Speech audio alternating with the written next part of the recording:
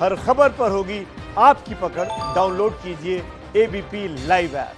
और अब अगली खबर, बिहार और यूपी में आसमानी आफत ने कहर ढा रखा है। बिजली गिरने से पिछले 10 दिनों में करीब 150 लोगों की मौत हो चुकी है। आज भी बिहार में 20 और यूपी में 6 लोगों की बिजली गिरने से मौत हुई। आखिर इसकी वजह क्या है? इस बार मौसम के मिजाज में इतना बड़ा बदलाव क्यों आया?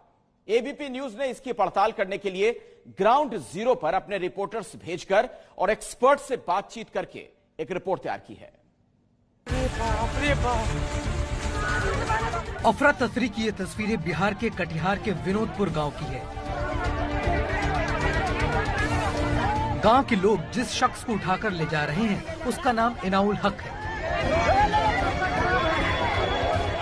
2 जुलाई को इनाउल जब खेतों में काम कर रहे थे तब उन पर आकाशीय बिजली गिर गई थी। शरीर पर बिजली गिरते ही वो बेहोश हो गए। इन तस्वीरों को लेते वक्त उनकी सांसें चल रही थी, लेकिन बाद में अस्पताल में उनकी मौत हो गई। इनाउल हक के साथ उनकी बुआ भी उस दिन खेतों में रुपाई का काम कर रही थी। बिजली गिरने से उनकी बुआ भी बेहोश हो गई थी। अस्पताल ले जाने पर उन्हें भी मृत घोषित कर दिया गया। दरअसल 2 जुलाई को इनाउल समेत 12 लोग खेतों में काम कर रहे थे।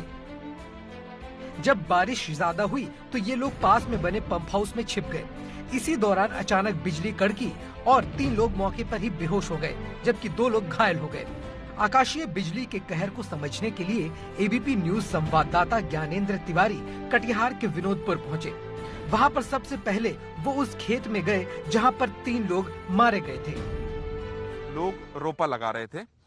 10 से 12 की संख्या में लोग थे और वो जब ज्यादा बारिश होने लगी तब ये छोटी सी झोपड़ी कहें या तो फिर ये कहें, ये पंप हाउस है क्या, ये इस पे आके वो लोग सब बैठ गए थे और यहीं पर सभी लोगों का समूह था। निश्चित तौर पर वो अगर 10-12 लोग थे तो उनके हाथ में मोबाइल भी किसी के हाथ में रहा होगा। क्या देखा था आपने यहाँ पर? और क्या घर से जैसे बारिश छूटी, ठीक है, तो हम आ रहे थे, इधर ही आ रहे थे, ठीक है, बस्ती की तरफ, बगल में छोटा सा बस्ती है, कॉलोनी नाम है। तो एक औरत यहाँ से दौड़ती हुई जा रही थी, तो उनको कान का पर्दा जो है कुछ सुनाई नहीं दे रहा था, वो सिर्फ रोते हुए जा रही थी। हम लोग वहाँ से आए, फिर हम जैसे यहाँ पहुँचे था और कुछ आदमी जो है साथ में उधर से आए। इनाउल के 7 बच्चे हैं। अब पत्नी और इनाउल के बुजुर्ग पिता पर बच्चों को पालने की जिम्मेदारी आ गई है। इनाउल के पिता अब्दुल जब्बार जब उस दिन की घटना को बताते हैं तो उनका गला रूंध जाता है। छनका जो गिरा तो बेटा का छनका से प्राण चला गया। एक बहन भी था उसके साथ में, हमारा बेटी, हमारा बहन, इसको फुफ्फू लगता है, वो भी खत्म हो गया। चल रहा है, उनके साथ चल रहा है। विनोदपुर गांव की ही रहने वाली 30 साल की रजिया खातून भी 2 जुलाई को उसी जगह आकाशीय बिजली की चपेट में आ गई थी, जहां बाकी 2 लोगों ने दम तोड़ा था। रजिया के पिता और उसकी बहन ने एबीपी न्यूज को पूरा घटनाक्रम बताया। चोट कुछ कुछ भी चोट उठ नहीं है। अच्छा, चोट नहीं, ये से वो चनका गया था, हाथ खत्म हो गए वहीं। अच्छा, मोबाइल कोई आसपास रखा था? जैसे ये इन लोग की जो 2 लोग की मौत हुई आपके पड़ोसी में, उनका कहना था कि उनकी बच्ची के हाथ में मोबाइल था। तो वो मोबाइल नहीं था उसके, उन लोग के पास में मोबाइल भी नहीं था। बिहार और यूपी में पिछले कुछ दिनों में आकाशीय बिजली ने जबरदस्त कहर बरपाया है। 25 जून को बिहार में आकाशीय बिजली गिरने से 83 लोगों की मौत हो गई थी। 25 जून को ही यूपी में भी बिजली गिरने से 24 लोगों की मौत हुई थी। 30 जून को बिहार में बिजली गिरने से फिर 11 लोगों की मौत हुई। इसके बाद 2 जुलाई को बिहार के कटिहार और मधेपुरा में बिजली गिरने से 5 लोगों की मौत हो गई। बिहार में 25 जून को जिन 83 लोगों की मौत हुई उसमें गोपालगंज जिले के लूसी गांव का कृष्ण कुमार भी शामिल था। 21 साल का कृष्ण कुमार उस दिन अपने चाचा के साथ खेतों में काम कर रहा था। उस पर अचानक बिजली गिरी और कृष्ण कुमार की मौत हो गई। कृष्ण के पिता उस दिन की घटना को बताते हुए सिहर जाते हैं। वो बादल छाए थे और उसके बाद बिजली एकदम तड़ाक दे गिरी, बस वो वहीं पर गिर गया।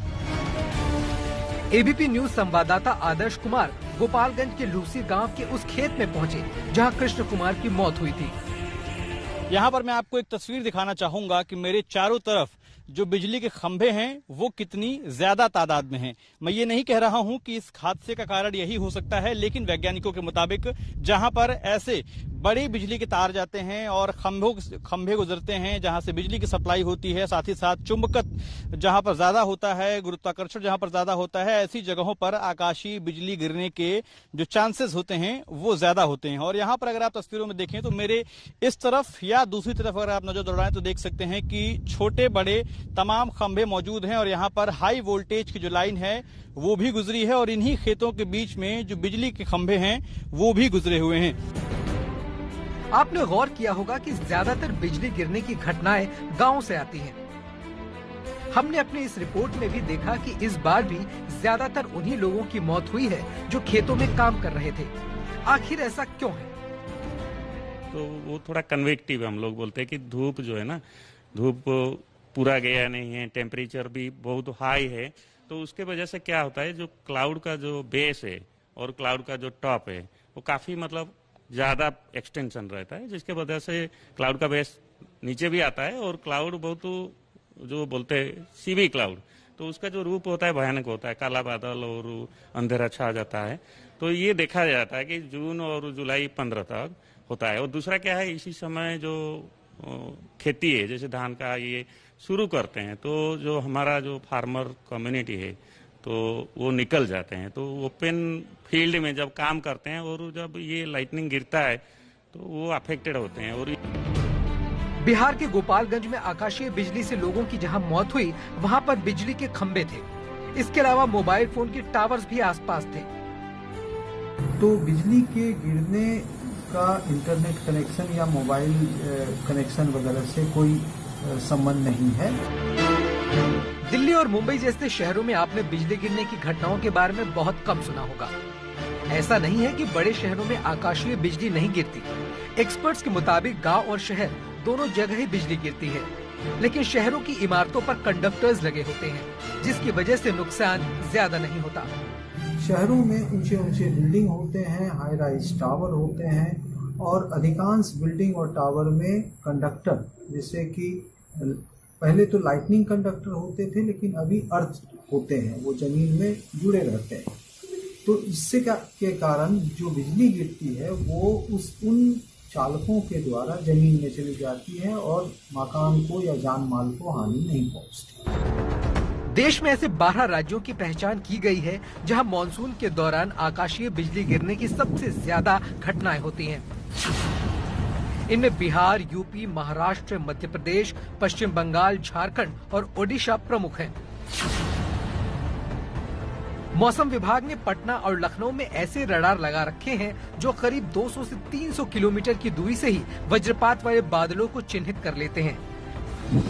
लेकिन सवाल ये है कि क्या ऐसी सुविधाओं से हम वज्रपात से होने वाले नुकसान से बच सकते हैं? क्योंकि ऐसा है ना कि जो लाइटनिंग है उसका प्रिडिक्शन सारा वर्ल्ड में, जैसे माना जाता है अमेरिका का ओक्लाहोमा, वो सबसे हाईएस्ट जो है ना थंडरस्टॉर्म और टॉर्नाडो है, तो वो भी ऐसे ही है। मतलब 2 घंटा पहले 1 घंटा पहले ओनली बता सकते हैं। तो 2 घंटा 1 घंटा पहले कोई अगर खेती में काम कर रहा है और उसके पास मोबाइल फिर भी है लेकिन वो हर टाइम मैसेज नहीं देखता है, तो ऐसे कुछ सायरन कुछ ऐसे व्यवस्था करना पड़ेगा। ज्यादातर एक्सपर्ट्स का मानना है कि खतरे से बचने के लिए लोगों को जागरूक किया जाना जरूरी है। उनके मुताबिक सूचना तंत्र को और मजबूत करने से ऐसा किया जा सकता है। बिहार में वज्र ऐप के तहत ऐसा करने की कोशिश भी की गई है। अगस्त के महीने में बिहार के आपदा प्रबंधन विभाग ने एक मोबाइल एप्लीकेशन बनाई है और इस एप्लीकेशन का नाम इंद्र वर्जन है। और ये आप देख सकते हैं मोबाइल में मेरे कि फिलहाल जो इसकी स्थिति है वो क्या है। इंद्र वज्र के नाम से ये जो ऐप है ये बनाया गया है। इसका मकसद ये था कि जो ऐसी आपदाएं आएंगी, चाहे वो बिजली गिरने की बात हो या फिर मौसम के अपडेट हो, उससे लोगों को जागरूक किया जाएगा।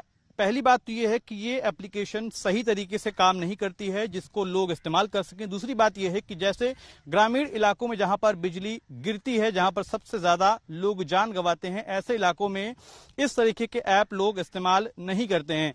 ऐसे में सरकार का सूचना तंत्र बेहतर होना चाहिए ताकि ऐप के भरोसे न रहकर ग्रामीण इलाकों के जो कम पढ़े लिखे लोग हैं उन्हें सीधी जानकारी मिल सके। इसमें कोई शक नहीं है कि पिछले कुछ सालों में मौसम विज्ञान ने काफी तरक्की की है। मौसम वैज्ञानिकों की वजह से अब बड़े तूफान से लेकर सुनामी जैसी आपदाओं से निपटने की तैयारी पहले से हो जाती है। उम्मीद है कि जल्द ही आकाशीय बिजली के नुकसान से निपटने के लिए भी उपाय किए जाएंगे।